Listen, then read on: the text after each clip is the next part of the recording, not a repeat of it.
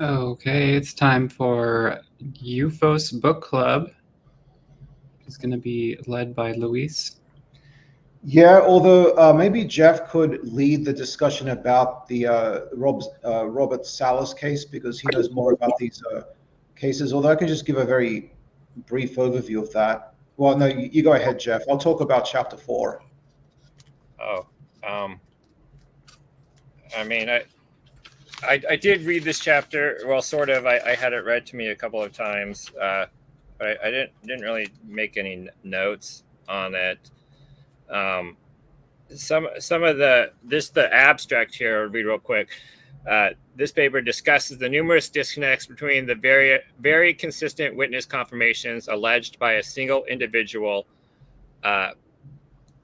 over an extended period of time. The case study involves an incident in which UFOs reportedly interfered with the status of nuclear missiles within multiple silos and squadrons at Malmstrom Air Force Base in the state of Montana, United States of America. These differences later proved to be the key factor proving the falsity of the claims because they ultimately provided sufficient cause to interview all of the witnesses separately, a resolution that was impossible to assert when the case was first described due to the anonymity of the witnesses discussed. Anonymity should always provoke doubt. And that goes to what I was just saying. The problem with a lot of Raymond Fowler's, missile cases is that they're anonymous. There's no way to actually investigate any of them. There's no files. We don't even know who they supposedly were. And so we can't investigate them. But in this case, this is the more famous kind of Malmstrom Air Force Base case where Robert Salas essentially said that he was in one of these missile kind of launch control centers when these missiles went offline. And some of the issues with this case is that his story kind of changed multiple times over the years. And one of the things a lot of people don't really know about it is that he actually recovered this from hypnotic regression. Like, until he went under hypnosis, he didn't actually have memories of this stuff. So not only is these decades later memories, these are like hypnotically recovered memories that a lot of people don't really mention or talk about. But basically, there was a real event that did happen on March 16th, 1967 at Malmstrom Air Force Base with Echo Flight. And in this incident, they did have all 10 missiles that went down. And it was essentially tracked to, there was like a power outage, a local power outage, I believe. And it caused like an error in the lines. And the missiles all came back online pretty quickly. They were only actually offline for some like 10 to 20 seconds. So like, it wasn't like they were just gone. Like it was a reboot. They just cycled like this to happen. So these systems apparently back in the day, this happened actually quite frequently, that when they have local power interruptions and problems, they would have to switch over to a backup generator system like that would have, and it would kick in pretty quickly. Like I said, it was just kind of like a reboot or recycle and things would be running again. And so back in March 16th, there was a shutdown at Echo Base that did happen. It's in the records and we have the files for it. But there's no real evidence that a UFO was involved in that incident. Now, when Robert Salas came out with his case, he initially thought it was that event of 10 missiles going down. And so he kind of initially tied himself to that story. Now, he eventually kind of figured out that he wasn't on duty or something at Echo Flight, on these days. So it could not have been that case. He eventually ends up changing his story at least a couple of times. At one point, he said he said he was on November flight. But then that didn't work out, and he had to change his story again to Oscar Flight that he was actually really at. Now, he then had to change the story from being when this real event happened at Echo Flight on March 16th to March 24th. And the reason he did that is because that's the only place they could find an actual UFO case that happened around the time period. And some 50 miles distant in Belt, Montana, there was somebody reported a UFO sighting. And so he figured they kind of had to be the same time. So he moved his case date to now March 24th, 1967, instead of March 16th, when we know missiles really did shut down. Only the kind of one of the like I say is that there's no documentation his event ever happened, and the idea that there was a shutdown basically in the same place at one of the other flights of all 10 missiles like a week before his incident just doesn't really work. And one of the other problems is that he supposedly claims that his case was confirmed by, the people that he worked with. Only problem is like one of the guys that confirmed the story confirmed all like 3 versions of the story. He said, yep, that's absolutely right every single time. But the story changed every single time. So how can he confirm the story as being accurate each time it changed? So the thing with Salas is, like I think I mentioned with a lot of these people, is that I think he probably remembers this real kind of this Echo flight incident that happened. And over the years, he kind of, and after hearing UFO stories and other things, he's kind of confabulated on that, like, he believed that this happened to him. And then when the details really didn't work out to match with this incident, he just started to hone and change the details over the years, until, he came up with a case that he now presents, that he was at Oscar flight lost 10 missiles. Only, like I said, there's no evidence to back up any of this. And he did change his story multiple times. So not only does he change his story, this article kind of points out that they're kind of dishonest in the way they present their story as well. They kind of ignore a lot of the documentation and the evidence that would kind of throw doubt on these stories. They, for example, like when they looked at, I believe, the base history used to kind of like look up for these incidents, like they kind of like cherry pick out certain parts of it that kind of help sell their version of events, while kind of not including the rest of the base histories that they got that kind of would, throw cold water all over the version of the story they're trying to sell. Now, one of the other interesting things kind of about this case that should be pointed out is the guy that wrote this article, James Carlson. His father was Eric Carlson, who was actually the missile commander that was basically Salas's kind of boss at the time, right? And so this article kind of debunking this case, and this guy also wrote a very good long form kind of booklet called Echo Flights of Fancy as well, where he talks about the issues with this case. And because his father was directly involved, he talked to a lot of the same kind of people. And we come to find out that a lot of the stuff on these cases that are being put forward by people like Robert Salas and Robert Hastings kind of like actually contradicts what these people actually told people, or even what's in the letters themselves, right? Like in this article, there's a place where they kind of show a letter that this guy, Mywald, who was, I believe, with Salas, wrote to him. And it kind of tells a different story than what Salas then tells people this whole time, what Mywald says. So this is where you kind of got to really go back and look at these cases. And I highly kind of recommend looking at that Echo Flights of Fancy book that was also written. You can kind of think of it as like this paper, only a lot more in depth on the case and the various issues. And I'd also recommend the work of a guy named Tim Hebert, who has a blog called Did It Really Happen, where he breaks down these, and he is known as a skeptic, but he's an informed skeptic because he was actually a SAC missileer who actually worked in these launch facilities like in Malmstrom. And so he's very familiar with equipment and what's going on and the people, and he's talked to the people. And he kind of explains a lot of the many issues with this case. And unfortunately, I think this happens not just with this case, but it's happened with a lot of these cases. These guys have later on, and a lot of these witnesses actually say like they saw Robert Hastings on TV or on a TV special talking about UFOs and nukes, and they decided to then come out like, with the story, or they are like, that made me think about something that I think happened way back when. So a lot of these guys, like, they're only coming out decades later, after they've already kind of heard these UFO stories, and their stories tend to be sometimes very similar to events that really happened, just a bit more, kind of fantastical, and they kind of add stuff onto it.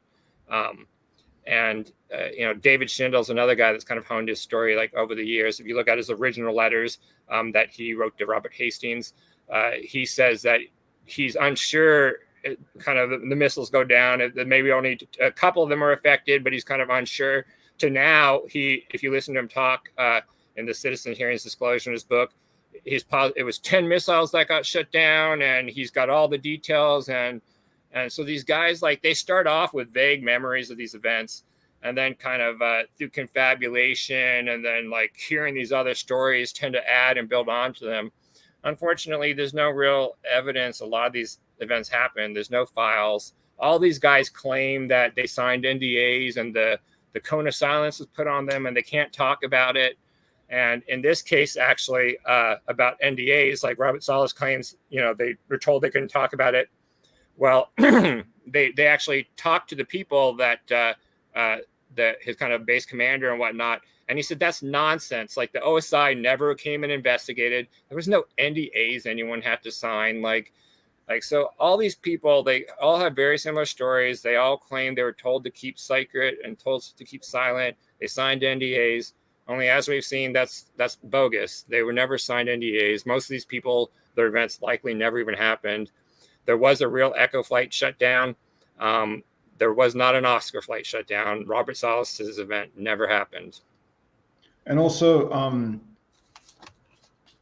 didn't Salas at that press club that was formed by Stephen Greer back in the day? I think, was it Stephen Greer or it was somebody at a press club? Well, there's the citizen hearings, disclosure hearings that were like in 2013 that were done that even Corbell had some involvement with. But yeah, there's the original ones. And then there was a more recent one that they also did, I think 2021 or something, where Salas was at. And David Schindel was also at. In the earlier one, Salas was presenting these documents, which he was trying to pretend were declassified, or that he was leaking them. But in fact, they'd already been declassified like years later. He just changed the cover. Yeah, they were declassified like in 1979 or something like that. Like, as just the part of normal standard declassification process. Like, there was nothing really secret or classified like about them. And yet he still like had details on that new cover that he put, which made it clear that this was a long ago declassified document, which sort of shows like a level of contempt for, the people listening to him. Yeah.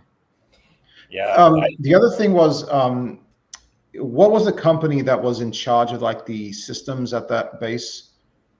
Was it General Dynamics or something? There was Boeing. Boeing. An engineer, I believe his name was Kaminsky, I think, with Boeing. That was one of the people that investigated the fault system. Yeah. There was another company. I'm drawing a blank on it, but I think you might be talking about Boeing. Yeah. So, and like I say, it was a fault that just kind of happened. And all these guys make a big deal, like, these are our secure military systems. This stuff does not happen, like, at all. Like these systems don't go down. Like, only actually they do. And in fact, from what I've read, it wasn't uncommon for at least a few missiles to be down at a time, and they also kind of regularly had issues with these power systems and like power faults and problems, and then things needing to be reset. I think a lot of people tend to think our equipment is more reliable than it really is. Like, I'll point out, like, they would brag that their uptime was 95% on the Minuteman missiles. So that meant 5% of the time there was missiles down. So there's always missiles that are going down. What's uncommon is for 10 to go down at a time. And the only time we have proof of that is the Echo flight incident. That was pretty rare, but they were able to figure it out. Yeah, and it never happened again, apparently. Yeah, and that's the thing. Like, in one of those conferences, they talk about how they kind of speculate on, did the Air Force fix the system to prevent these UFOs from doing it? Like, no, I don't think these UFO sightings has anything to do with it. It was just common problems in the systems as they upgraded. Like, systems need upgraded. Like, our radar commonly had lots of issues.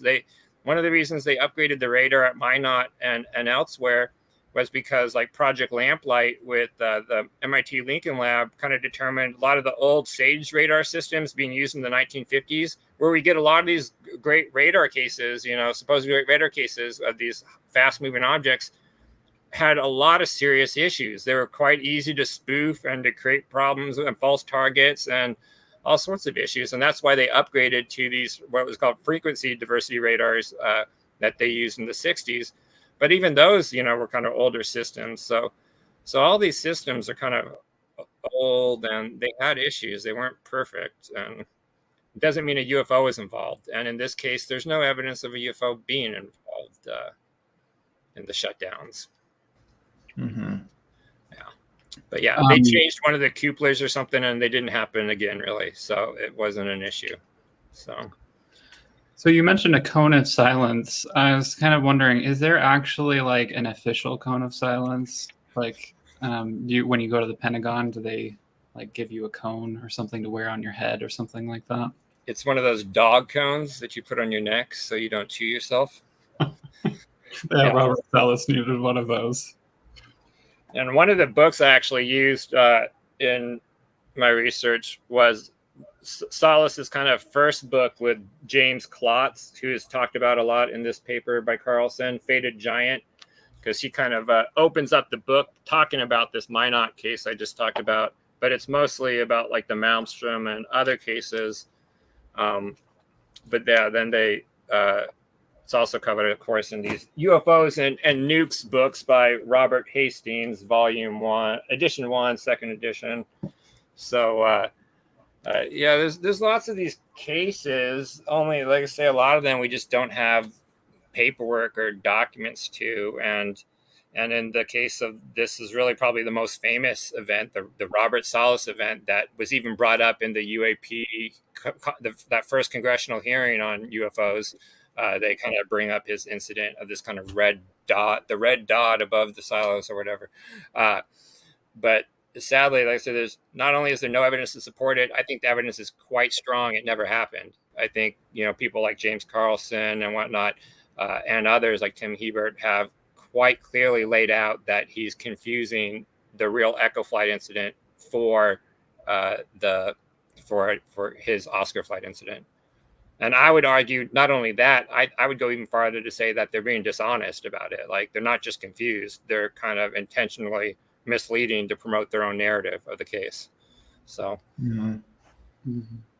And some of the people who he cites as supposedly corroborating his story, they're dead now. They don't. Yeah. Oh, yeah, they're dead. So one, we can't talk to them, and even some of those people like Mywald and whatever that other guy's name was, supposedly actually don't corroborate his story. So, like, they just kind of cherry pick parts out to use as corroboration. But because they're dead, we can't go back and say, well, they're saying you don't think this, you think something else. Can you confirm? Like, but they're dead, so there's no one to defend it. Good documentary movie called "What They Don't Want You to Know About UFOs" by Brian Dunning. Yeah. And there's a part there about the Salas case, and they talk to a former missile man. Mm-hmm. He's asking him like, does this shutdown sound like something which would happen, without a UFO? Yeah. Yeah, I thought that guy did a pretty good job of laying out the problems with like the case. And that's the thing too, is like Hastings will say, I've got all these witnesses and experts, that back up my UFO and nukes narrative. But then people like Tim Hebert, who was also like a missile commander, and will say that he's got also hundreds of people that will say this stuff's nonsense. So, I mean, yeah, you can always find people that, the other thing, like I said, I thought was so crazy about some of this is that how they talk about how they're told to keep quiet, not to talk about this, like this was kept silent and it was secretive and they made to sign NDAs. But I don't see how that can be, because then you hear all these other stories about how like UFOs were the talk of the base and they were talking about this stuff nonstop. Like it was all everyone was talking about all the time. And they used to joke about it all the time. In fact, I heard that it was actually a joke at Malmstrom. People used to joke that, oh, I see a UFO out there. I see a UFO out there. Like people used to pull people's legs like doing that.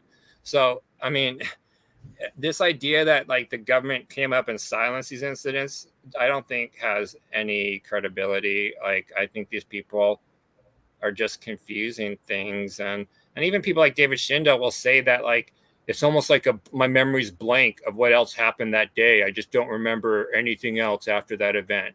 And they told us to stay silent. Like they really play up this kind of like conspiratorial cover-up kind of angle that just there's no evidence for, and based on and a lot of counter evidence that was nonsense, because people were talking about this stuff like all the time. So yeah, it's weird. I just don't think that, I'm not convinced that there's really a real connection between UFO sightings and nuke bases and military bases. I think a lot of the statistical studies people have tried to do to try and come up with a correlation have a lot of like issues. Like for one, there's many reasons why people might be watching the sky in these areas more, because they're military facilities and, you know, people are on more alert. And so they might see things more. And the other issue is sightings don't mean UFOs. Just because people report seeing stuff doesn't mean there was actually a UFO there monitoring anything. So I'm not really convinced of the connection. Plus, you also just got the fact that the vast majority of the U.S. is within so many miles of a military base or facility of some kind, right? Like, so most of the U.S. is nearby some sort of military facility out there. So. So I'm sorry to interrupt you, Jeff, but there's someone in the chat named Kenneth Vitato who is claiming that they were there for a UFO incident in 1975 when UFOs crossed the dew line. Just wanted to comment on that. Does anyone have a response to Kenneth here? I mean, like I say, there was a lot of sightings kind of in mid 1970s, like as well. Like there is some like the Pine Tree Radar Network sightings. I'm not familiar with that exact event. I don't know if that event that he's talking about is in the literature at all or not. But okay, well, I guess we'll have to look into it. Yeah. See if I can figure anything else out. Yeah, and the next one is about abductees. So this guy, Peter Huston, who is an author, he's written some books about like UFO and paranormal scams. And he's gone to conferences and things like abductee conferences. So he talks about his experiences, admittedly anecdotal, but still he conveys what impressions he had about Betty Hill, Richard Price, and attending a Bud Hopkins Foundation or Intruder Foundation conference for abductees, people who think that they were abducted by aliens. And he's just basically giving his impressions of these people. So he starts off with the Hill case, or Betty Hill, because he visited her. She was already quite old by then, but he found her to be very pleasant and friendly, and he liked her a lot. But you know, she was saying some really far out stuff. She had started, or I guess way even before that, she had started to believe that she was seeing UFOs everywhere. Especially in New Hampshire. And basically she was just seeing street lights and lights in the sky, but she was being fireflies. Yeah, I think there's cases where people were with her and she's like, these are UFOs, and like, those are fireflies. Yeah. But yeah, she was quite gullible in that respect. Yeah. And oddly enough, she came to very much doubt hypnotic regression, except when it came to her. She said that Dr. Simon, was that his last name or his first name? But it was the guy who Benjamin Simon. Simon did the hypnotic regression on her and Barney. Barney, her husband, her late husband, was dead by then, but she was still promoting the story. But Dr. Simon, she claimed, was doing something called medical hypnosis, which is apparently not an actual thing. And she says that he wasn't, nobody was doing that anymore. And that he is the author of this piece in Betty's home in 1998. And that little model there, by the way, that little bust is a model of the supposed alien that she encountered on the spacecraft that abducted her and Barney. creepy. Yeah, so he wasn't very impressed with her testimony because, obviously there's problems with hypnotic regression, but also Betty just seemed like a kind of gullible, fantasy-prone person. And that's a major issue when we're thinking about UFO cases and also, abduction cases or close encounters of the third kind, especially, that there's some sort of fantasy wish fulfillment or some sort of just delusion or even hallucination going on. So we have to watch out for that. And then the next person that he talked to was Richard Price. Let me just scroll down to Richard Price Sr., who was a major pusher of UFO abduction stories because he claimed that he himself was or had been abducted by aliens and that he had an implant which actually moved down, according to him, into his penis. But it was determined to be basically just something that he had ingested into his urethra, and then it had like a connective tissue sheath which formed around it. So this is quite common that people will, absorb things into their skin, including metal from the environment. We probably do this all the time without noticing. But then sometimes, people think that they find like a little mark on their skin or a bump or something or a rash, and they think that it's proof that they were actually abducted.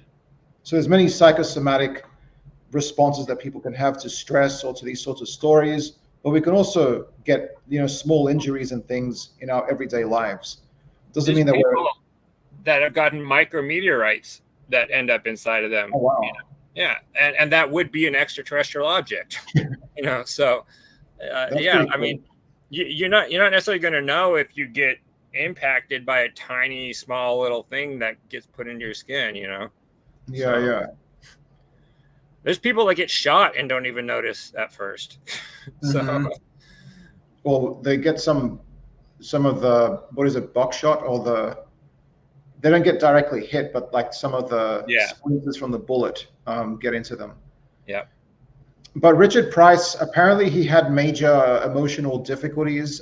He had been apparently married twice and divorced twice. One of his wives had committed suicide and had been extremely jealous of other women. Like she would even cut out, pictures of women from magazines if he was reading them, and turn off the TV if a woman appeared, because she was listening to music. Yeah, she said he couldn't listen to music because he might fall in love with the woman. Yeah, it sounds like my first girlfriend in high school, to be honest. Yeah.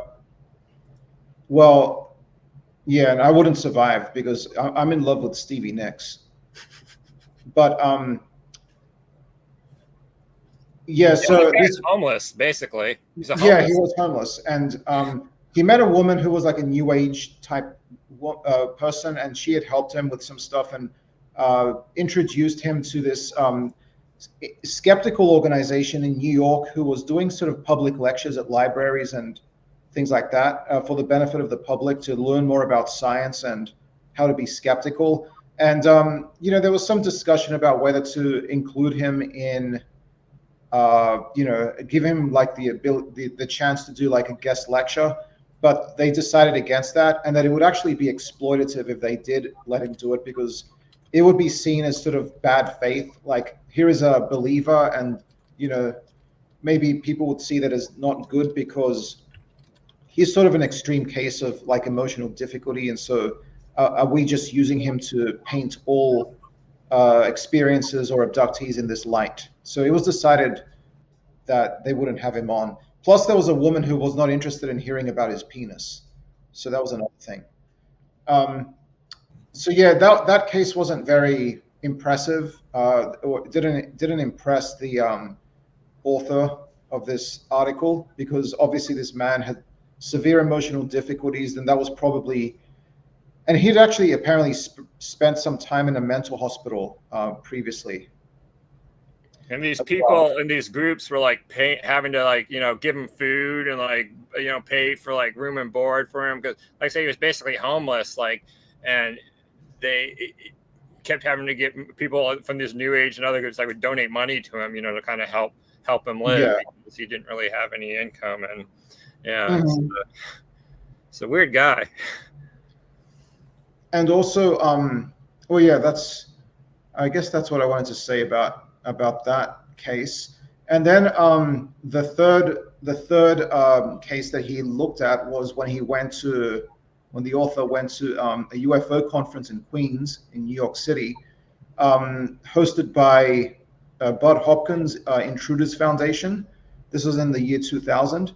And only about 200 people showed up, and it was mostly believers, and a lot of them were probably themselves so-called abductees. John Mack, Nick Pope, and Bruce Maccabee apparently were also present. So some big names in ufology were present, but it was a disappointingly low turnout. In any case, he got to speak to a lot of people there, get their impressions. Some VHS tapes were on sale, including Bud Hopkins' Hidden Memories, a UFO abductee, and Omega Communications Presents the UFO Experience, which was a lecture by Roger Lear, a podiatric surgeon and firm advocate that not only were alien abductions taking place, but aliens were leaving implants in people. Yep. And so, yeah, so, you know, a lot of people here were sort of encouraging each other in these beliefs. And the author was noting that it's quite dangerous to tell, especially children, like if they're having nightmares, which apparently Bud Hopkins saw as enough evidence to think that somebody was being abducted by aliens, you know, as if children don't have nightmares or imagine monsters under their bed. But yeah. Bud Hopkins was encouraging people to believe that children should be, you know, taken to or be believed when they say that they are seeing monsters, you know, bona fide monsters, instead of just imagining them. So that's pretty dangerous. Yeah. And people just sort of seizing upon hypnotic regression, especially Hopkins, who was not himself medically trained. He didn't have any medical or psychology accreditations. He was an abstract artist, and he was pretty successful at that. But when he got into the UFO scene, he started to sort of really adopt this anti-scientific view that he could just sort of take people's words at face value. And of course, with hypnotic regression, there's all kinds of problems about leading the witness, introducing false elements into a story. Mm-hmm. And yeah, and there's also hypnopompic and hypnagogic hallucinations, false memories, sleep paralysis. These can all play into abduction themes as well. Well, I'll mention one of Hopkins' abductees that I believe went by the name Beth in one of his books, that supposedly was like abducted and impregnated by these aliens. And then the baby was taken away. This hybrid baby was taken away. It turns out the whole story was bogus. Beth created it to hide the fact that she was raped and having an incestuous baby that they then aborted or whatever. And she didn't want to deal with that trauma. And so she told this alien abduction story to kind of cover up the fact that she had an abortion from an incestuous child because she was raped. And so, you know, not only do you have false memories, you have people that are literally covering up trauma with memories of, you know, abductions, or they feel that it would be easier to be an abductee that supposedly he had a hybrid child than to admit the fact that they were raped and had to get an abortion. Yes. So, and Hopkins was was not a very critical researcher. You know, he just kind of believed anything people told him. Even an ex-wife of his who filmed him basically, you know, doing his work, and she was asking him questions, and she was sort of starting to catch on that he was not being objective at all. Yeah. And she even said that she like shared or tried to share scientific discoveries with him from like the world of astronomy, and he basically didn't care. Yeah, and you could forgive him to an extent because he was an artist, and honestly, he should have stayed an artist. I actually like some of his paintings. Like, I actually think he did some kind of cool, kind of minimalist, kind of cool paintings. But and people like John Mack, though, weren't really any better, despite all of his training. He still was leading witnesses. He still, you know, was using hypnotic regression and not really understanding the issues involved. And so a lot of these guys, and there's these conferences, I believe they called the treat conferences, that were kind of about these abductees and researchers. And there was like a big controversy over like the use of hypnotic regression by amateurs, like Bud Hopkins and whatnot, that really were not trained professionals. They were not, counselors or psychologists or professionally trained in hypnosis, and how it's not really ethical. And there was a controversy over the charging the money too. Like, can you charge money? Because some of these people were, getting paid. And so yeah, there's a lot of controversy over that. Personally, I'm convinced hypnotic regression should not be used to establish kind of a narrative or a version of events or whatnot. Yes. I think perhaps there's maybe limited usability in trying to help bring out some memories, but then that would have to be verified with actual information. Like, I don't think you can base stories strictly on hypnotic regression, because many times they turn out to be completely false. Or if, like you say, you actually see the transcripts or listen to the session by these people like Hopkins and Mack and other people, you can see where they're kind of leading them with questions. Like, and you've got to pay attention to it. Like most people that are kind of, more on the less critical side, don't even notice it, but you can see where they're like, and tell me about the craft. Well, like, who says it was a craft one? Or like, these beings, what did they do to you after? It's like, well, who says there's beings? Like they ask these really kind of almost subtle leading questions that, like, if you really pay attention, you can see, they're kind of leading these witnesses in the directions that they want to go. And yeah, it's wild. I also kind of feel like there's a certain element of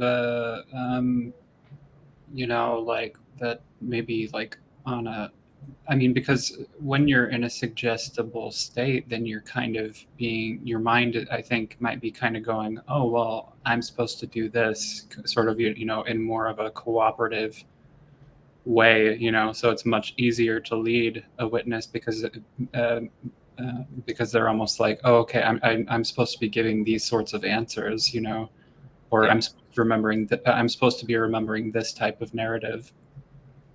And all these guys kind of had their kind of, like David Jacobs and Mack and Hopkins, kind of all had their kind of, narrative and version of like the abduction scenario, what's going on with it.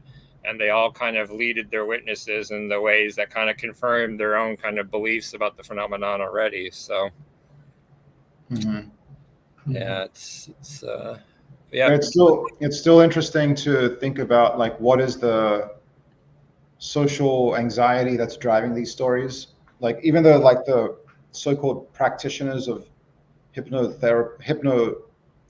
regression in these cases are, pushing false stories, and they're getting their patients to confabulate and basically make up a story. Like, what is the motivation for that at their personal level? There could be something to do with in the culture or in society, like fear of technology, or something to do with human existence. Yeah. I mean, there's. Yeah, I don't know. I think I have a hard time with interpreting things in that way, because I think. I'm sorry, I'm having trouble putting my thoughts together. Go ahead, Jeff. I mean, I was just going to say there's been papers kind of written about how, like, some of these, like, the abduction narratives kind of like mirror our fears of, like, after during the atomic era, back in the 50s, 60s, the Cold War, we were all worried about, atomic bombs, nukes and whatnot. But then kind of things started to change with the development of, like, medical and biological engineering and technology and genetics. And we started to be more concerned about, things like that. And that's kind of, people have theorized that's mirrored in kind of the abduction narrative, which typically involves things like hybridization, of two species, and things like, the concept of the other. We're seeing the other in the aliens. And I mean, there's all sorts of other people have talked about it being related to kind of racial anxieties and kind of tracing back to kind of colonial slavery kind of narratives of where people were abducted out of Africa. And So I mean, there's lots of people and kind of papers that have been kind of written trying to tie or correlate the abduction phenomenon to various kind of fears and anxieties that people are experiencing. But I don't know. I think that may be true in various cases, but each case you kind of got to look at on its own basis, because I don't think that's necessarily happening in all the cases. Like a lot of people with the Hill case kind of almost get angry, the idea, the implication that there was kind of some sort of racial connotations or motives or inspiration kind of behind it, and how it was really just kind of anxieties over an interracial marriage and a relationship in a time period where, it was not all that accepted. And I believe I remember with the Hill case, there was actually an incident on the drive where they were harassed on the road by some, racist people in a truck or whatever. So it's like, it could be connected, but at this point, we'll never really know, like, if that's what was going on. Yeah, there is a paper. I'll have to share it somewhere once I find it, but it basically, talks about abduction narratives in the larger context of Africans being abducted into slavery. And what I found really interesting about that paper is that he isn't trying to he's not trying to provide a cause for the abduction narrative, but he's just showing how you can't really understand the abduction narrative without also looking at and acknowledging the existence of these other earlier abduction narratives in Western culture. And I mean, when you examine, the historical accounts of people being abducted into slavery from Africa, you can't really look at alien abduction narratives in quite the same way, I feel.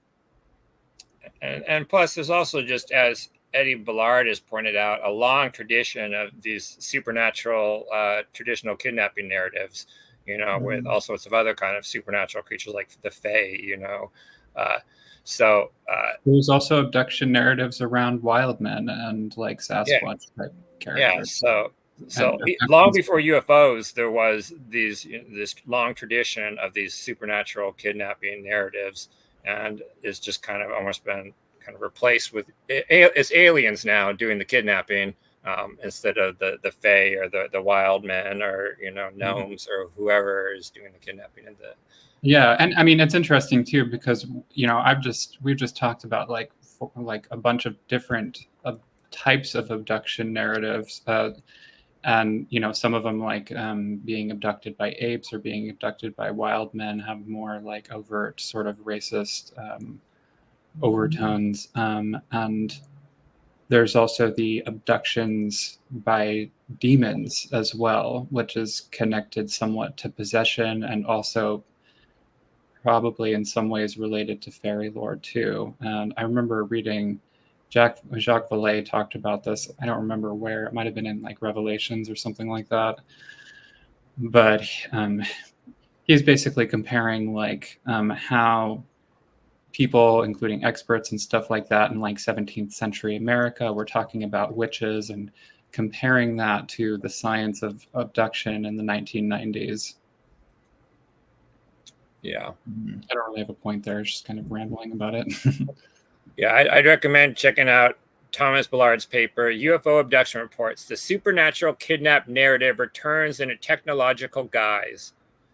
And, you can kind of argue that that's kind of what the whole UFO topic is. It's just kind of like a repeat of things that people have seen in the skies always, just kind of repainted with the new modern technological guise kind of to it. We see things and interpret them, in the context of things we're familiar with from our time period. So that's, why we see the kinds of craft we do now. They saw airships back then. Maybe abductions are the same kind of situation where it's just the similar kind of like, supernatural kidnap narratives that always existed, just kind of reinvented with the technological guise. Mm-hmm. And by the way, Operation High Jump, it's nothing like what Kenneth is describing. I'll probably do an episode or in a future episode, I'll do a piece about high jump. But I've looked into that, and it's got nothing to do with UFOs. It's getting there's that completely video. out of proportion. Yeah, you know, I Yeah, don't want to be rude to Kenneth or anything, and Kenneth is being very civil, but you know, we definitely are not. We are very skeptical here. It's really important to realize that. So it's High jump gets tied in. It's the whole Admiral Byrd, Hollow Earth stuff. You know, yeah. So yeah, it would be great. I mean, if you want to talk about that right now, that would be great. But or it might be better just to do a whole piece on it sometime. It's an interesting story. yeah. Hmm. So are we done with book club? Yep. Okay. Think so. I just wanted to say I did also find it very weird how, like I mentioned, Betty Hill was quite skeptical about everyone else's UFO encounters except her own. Mhm. Yeah, She was very critical about other abductees, and thought many of them were just frauds. But her, she was certain of. But anybody else, nah. So, It's a very Mhm. telling sentiment, I feel like.